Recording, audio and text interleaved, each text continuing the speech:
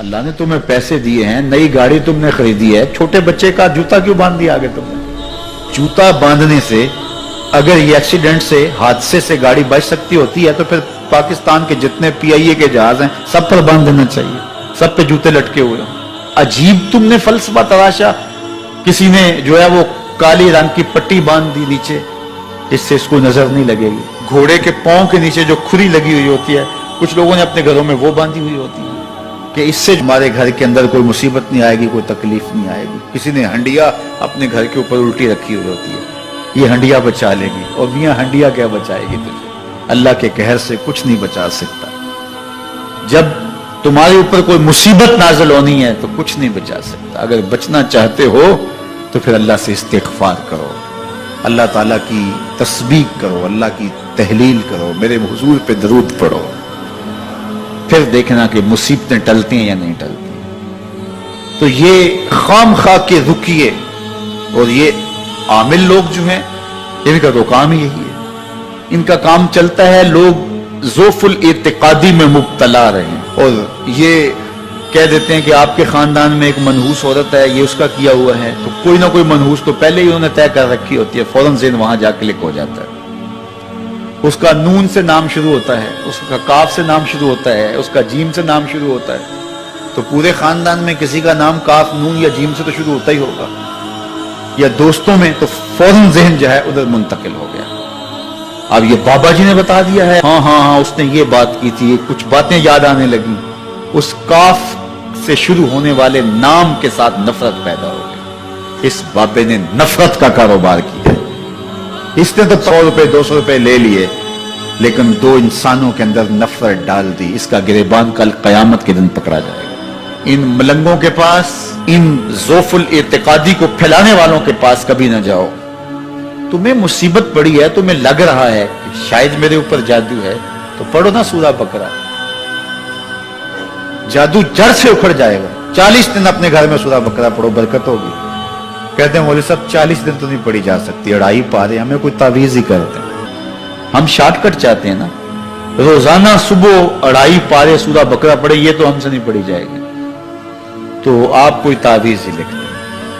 کاروبار میں برکت نہیں, میں کہتا ہوں پڑھو نا سورہ واقعہ, 3 رکوع ہیں, برکت ہوگی. ہم کہتے ہیں ہمیں تعویذ ملنا چاہیے, بس وہ ہم گلے میں رکھ دیں, بٹوے میں رکھ لیں, پرس میں رکھ لیں, اور ہمارا کام ہو جائے, ہمیں کچھ بھی نہ پڑھنا پڑے, ہمیں وضو تک نہ کرنا پڑے, نماز نہ پڑھنی پڑے, اور برکت ہو جائے. ایسے برکت تو نہیں آتی. اس لیے چھوڑو ان کی جان, آؤ قرآن مجید پہ آؤ, آؤ سجدوں پہ آؤ, آؤ دعاؤں پہ آؤ. سحری کے وقت اس کی رحمتیں آواز دے رہی ہوتی ہیں, حل من مسترزقن, ہے کوئی رزق مانگنے والا, اور تم اس وقت سوئے ہوئے ہو, سارے دن ٹھوکریں کھاتے ہو. آؤ نہ اس وقت جھولی پھیلا کے, ہاتھ پھیلا کے کہو مالک تو جھولیاں بھر دے. تو پھر دیکھنا, میرا بیٹا سالم مشرکین کی قید میں ہے اور میں فاقوں کی حالت میں ہوں. تو فرمایا آل محمد کے پاس ایک سیر جو ہیں, بس اس کے علاوہ ہمارے پاس بھی کھانے کے لیے دنیاوی اسباب نہیں ہیں. کہا صبر کرو اور اللہ سے ڈرو, اور لا حول ولا قوت الا باللہ کثرت کے ساتھ پڑھو.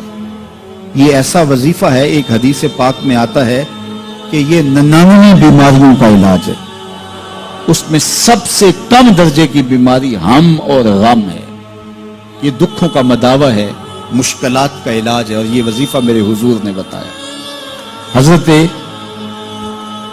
ابو ذر غفاری رضی اللہ تعالیٰ عنہ کو حضور نے 5 چیزیں بتائی تھی. ان میں سے 5ویں چیز یہ تھی کہ ابو ذر کثرت کے ساتھ لا حول ولا قوت الا باللہ پڑھا کرو. فرمایا عرش الہی کے نیچے ایک خاص خزانہ ہے, یہ وظیفہ وہاں سے آیا ہے. یہ زندگی میں معمول بنا لو, جب پھنس جاؤ, مشکلات میں آ جاؤ, تو لا حول ولا قوت الا باللہ پڑھو, اللہ راستے کھولے گا. تو حضور نے 3 چیزیں فرمائی, اللہ سے ڈرو, صبر کرو, اور کثرت کے ساتھ لا حول ولا قوت الا باللہ پڑھو. وہ فرماتے ہیں کہ میں یہ عمل شروع کیا, ابھی گھر میں بیٹھا ہی تھا کہ دروازے پہ دستک ہوئی. تو میں اٹھا کہ دروازہ کھولوں, دیکھوں کہ کون ہے. تو دروازہ کھولا, دیکھا میرا بیٹا کھڑا ہے, اور اس کے پیچھے 100 اونٹ کھڑے ہیں. تو میں نے کہا کہ تم اور یہ اونٹ؟ کہا مجھے موقع لگ گیا, میں ان کی قید سے بھاگ آیا. وَيَرْزُقْهُ مِنْ حَيْثُ لَا يَحْتَسِبُ، وہ تمہیں وہاں سے رزق دے گا جہاں سے تمہیں گمان بھی نہیں۔ اس کے ہو کے تو دیکھو، اللہ اکبر، اللہ کے ہو جاؤ تو پھر وہ تمہاری ضرورتوں کا کفیل ہو جائے۔ فرمایا حضرت عبداللہ ابن مسعود رضی اللہ تعالیٰ عنہ نے کہ کسی شخص کو فقر و فاقہ آ جائے تو وہ لوگوں کو بتائے کہ میں آج کل بڑے مشکل حالات میں ہوں، ہر وقت لوگوں کو بتاتا رہے تو اس کی مشکل بڑھے گی، اس کی مشکلیں آسان نہیں ہوں گی اس طرح۔ اور اگر وہ اپنی اس مشکل کو کسی سے شیئر نہ کرے بلکہ مصلی بچھا کے اپنے رب سے کہے کہ مالک فقر و فاقہ آ گیا ہے اور اس کا علاج تیرے پاس ہے، اس مرض کا مداوع تیرے پاس ہے۔ تو حضرت عبداللہ ابن مسعود فرماتے ہیں کہ رسول کریم نے فرمایا جلد یا بدیر اللہ اس کو مالا مال فرما دے گا۔ یہ بھی کبھی کر کے دیکھو، مشکل آ جائے، فاقہ آ جائے۔ اور قرآن مجید کا دل سورہ یاسین ہے، جس نے ایک مرتبہ سورہ یاسین کی تلاوت کی اللہ 10 مرتبہ قرآن پڑھنے کا ثواب عطا کرے۔ اور کتنا بڑا اجر ہے، آپ ایک سال میں بھی شاید 10 قرآن مجید نہ ختم کر سکے اور سورہ یاسین پڑھیں تو 10 مرتبہ قرآن مجید پڑھنے کا ثواب نصیب ہوگا۔ تو اپنی صبح کا آغاز سورہ یاسین سے کیا کریں، نماز فجر کے بعد اشراق تک سورہ یاسین پڑھ لیا کریں۔ سورہ یاسین اگر آپ پڑھ کے اپنے دن کا آغاز کرتے ہیں، آپ کا سارا دن خیر سے گزرے گا۔ اس دن اگر کاروبار کریں گے تو برکت ہوگی، اس دن بہت ساری بیماریوں سے، آفات و بلیات ارضیہ و سماویہ سے بچے رہیں گے، لوگوں کے شر سے، حادثات سے محفوظ رہیں گے۔ میرے حضور نے ارشاد فرمایا قرآن مجید میں ایک سورت ہے جس کی 30 آیات ہیں، اگر کوئی شخص اس کی تلاوت کرتا ہے تو وہ سورت پڑھنے والے کی شفاعت کرتی ہے، اور اتنی بار شفاعت کرتی ہے کہ اس کو بخشوا کے چھوڑتی ہے۔ وہ سورت کون سی ہے؟ وَهِيَ تَبَارَكَ الَّذِي بِيَدِهِ الْمُلْكُ، یہ سورۃ الملک ہے، 30 آیتیں ہیں۔ جو شخص اس کی تلاوت کرے یہ اتنی بار سفارش اللہ کی بارگاہ میں کرتی ہے کہ اپنے پڑھنے والے کو بخشوا کے چھوڑتی ہے۔ تو اپنے دن کا آغاز سورہ یاسین سے کریں اور اپنی شب کا آغاز سورہ ملک سے کریں۔ سونے سے پہلے سورہ ملک کی تلاوت ضرور کر لیں، انشاءاللہ اس سے رات برکت سے گزرے گی۔ جس نے ایک دن میں 100 مرتبہ سبحان اللہ و بحمدہ پڑھا، کتنی مرتبہ؟ 100 مرتبہ کیا پڑھا؟ سبحان اللہ و بحمدہ، فرمایا کہ اس کے گناہ سمندر کی جھاگ کے برابر بھی ہوں تو اللہ معاف فرما دے گا۔ تو یہ اپنے وظائف میں شامل کر لیجئے، سبحان اللہ و بحمدہ۔ اور حدیث بخاری ہے کہ 2 کلمے ایسے ہیں جو اللہ کو محبوب ہیں اور زبان پر مشکل نہیں، زبان پر بڑے آسان ہیں، اور جب میزان پہ رکھے جائیں گے تو پلڑے کو جھکا دیں گے، بڑے بھاری ہیں میزان پہ۔ وہ 2 کلمے یہی ہیں، سبحان اللہ و بحمدہ، سبحان اللہ العظیم۔ تو اگر اس کو 100 مرتبہ روزانہ پڑھے تو سمندر کی جھاگ کے برابر بھی گناہ ہو تو اللہ معاف فرما دیتا ہے۔ اللہ فرماتا ہے ما یفعل اللہ بعذابکم، وہ تمہیں عذاب دے کے کیا کرے گا؟ ذرا لہجہ دیکھیے، ذرا انداز، ما یفعل اللہ بعذابکم، وہ تمہیں عذاب دے کے کیا کرے گا؟ تم اس کی مخلوق ہو، اپنے دستے قدرت سے اس نے تمہیں بنایا ہے، تو وہ تمہیں عذاب دے کے کیا کرے گا؟ اس کی ضرورت نہیں ہے کہ تمہیں عذاب دے، نہ اس کی چاہت ہے کہ تمہیں عذاب دے، کوئی خود چھلانگے لگائے تو اس کی مرضی۔ فرمایا کہ ما یفعل اللہ بعذابکم، وہ تمہیں عذاب دے کے کیا کرے گا؟ ان شکرتم و آمنتم، اگر تم شکر ادا کرو اور ایمان لاؤ تو وہ تو قدردان ہے جو کوئی اس کا شکر کرتا ہے اور جو اس پر ایمان لاتا ہے۔ تو اللہ اس کے لیے عذاب نہیں رکھا، اس کے لیے رحمتیں رکھی ہوئی ہیں۔ تمہیں دست قدرت سے بنایا ہے اور وہ تمہیں خوش دیکھنا چاہتا ہے، تمہیں خوشحال دیکھنا چاہتا ہے، تمہیں سرشار دیکھنا چاہتا ہے، تمہیں نہال دیکھنا چاہتا ہے، تمہاری زندگی کو خوشگوار دیکھنا چاہتا ہے۔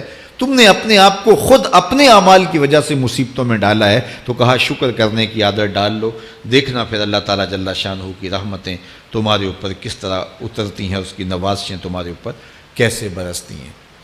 توکل اگر ہم سیکھ جائیں تو توکل ایک ایسی دولت ہے کہ جو خوشحال زندگی کی ضمانت بنتی۔ جب ہم اللہ پر توکل نہیں کرتے اور ہم سمجھتے ہیں یہ سب کچھ ہماری محنت کا نتیجہ ہی ہوگا، اور نتیجہ جب نہیں آتا تو پھر ہم بے چین مضطرب ہو جاتے ہیں، اور جب ہم اس پہ توکل کر لیں تو پھر ہمارا صرف اتنا ہی کام ہے کہ میاں ہم یہ کام کر رہے ہیں، بس یہ حکم، ہم بیج بو رہے ہیں، بس یہ حکم ہے اور بو رہے ہیں، باقی اس پہ بھروسہ ہے، یہ کام اس کا ہے کہ اس نے اس کو اگانا ہے، اس کے اوپر پھل لگانے ہیں۔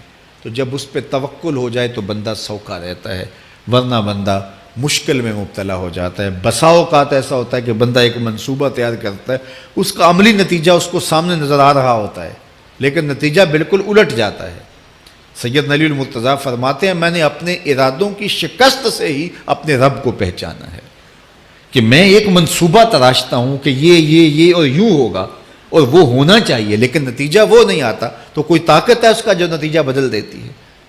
تو بندہ اس طاقت پہ یقین کرتے، اس پہ توکل کر کے جو ہے وہ اس پہ بھروسہ کر لے تو زندگی سوکھی ہو جاتی ہے۔ مغرب میں جو اللہ پر یقین نہیں رکھتے وہ خودکشی کر لیتے ہیں کہ یہ کیوں ہو گیا، ایسا نہیں ہونا چاہیے تھا، لیکن ہم خودکشی اس لیے نہیں کرتے، ہم کہتے ہیں میرا رب جس طرح چاہے اس طرح ہی ہوتا ہے، جو اس نے طے کیا ہوا ہے وہ کر کے رہتا ہے، اس لیے تم اس پہ توکل کر لو اور اس پہ بھروسہ کرو۔ حضور علیہ الصلوۃ والسلام نے فرمایا لو انکم توکلون علی اللہ حق توکلہ، اللہ پر توکل کرنے کا جو حق ہے اگر تم وہ ادا کر دے تو فرمایا اللہ تمہیں ایسے رزق عطا کرے جیسے پرندوں کو عطا کرتا ہے۔ ہمارا تو کاروبار ہے، یہ فیکٹری ہے، یہ دکان ہے، یہ ہماری نوکری ہے، ہم نے یہاں سے کمائی کرنی ہے۔ پرندوں کا کوئی کاروبار نہیں ہوتا، کوئی نوکری نہیں ہوتی، کوئی ٹھیا، کوئی اڈا نہیں ہوتا جہاں جا کے انہوں نے رزق کے لیے کوئی آغاز کرنا ہوتا ہے، بلکہ حضور نے فرمایا تغدو خماسا وتروح بطانا، جب وہ صبح گھر سے نکلتے ہیں تو خالی پیٹ نکلتے ہیں اور انہیں کوئی اپنی منزل کا تعین نہیں ہوتا، جدھر خیال آیا اڑ گئے ادھر، لیکن کبھی ایسا نہیں ہوا کہ شام کو خالی پیٹ واپس آئے ہوں، کہا وہ پیٹ بھر کے آتے ہیں۔ باہو بولے بن توکل پنچھی اڑ دے، خرچ نہ پلے زیرا ہو، جب گھر سے اڑتے ہیں تو ان کے پلے نہ کوئی خرچ ہوتا ہے، نہ راس المال ہوتا ہے، نہ کوئی اوزار ہوتے ہیں، نہ کوئی ہتھیار ہوتے ہیں، کچھ بھی نہیں ہوتا، یوں ہی گھر سے نکلتے ہیں، کبھی بھی خالی پیٹ نہیں آئے۔ فرمایا اگر اللہ پہ پرندے توکل کر لیں تو اللہ اسے بھی عطا کرتا ہے، تم توکل کرو گے تو تمہیں عطا نہیں کرے گا۔